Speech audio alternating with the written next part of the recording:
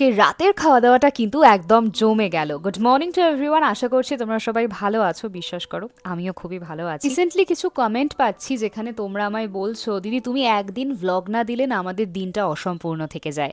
তাই আমি চেষ্টা করি জানো তো তোমাদের জন্য প্রত্যেক দিন ভ্লগ দেওয়ার। যেদিন খুব প্রবলেম থাকে সেদিনই একমাত্র দিতে পারি না।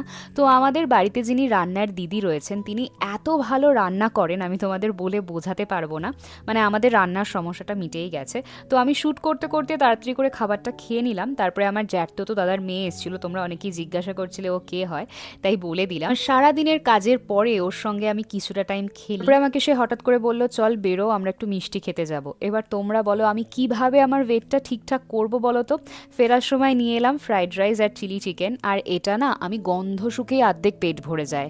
আমার মতন কারা আছো গো যারা ফ্রাইড রাইস আর চিলি চিকেন খেতে প্রচন্ড ভালোবাসে? শাউট আউট পাচ্ছে রীতিশাস ক্রিয়েটিভ ওয়ার্ল্ড। তোমরা কোথা থেকে ব্লগটা দেখছো কমেন্ট সেকশনে জানিও।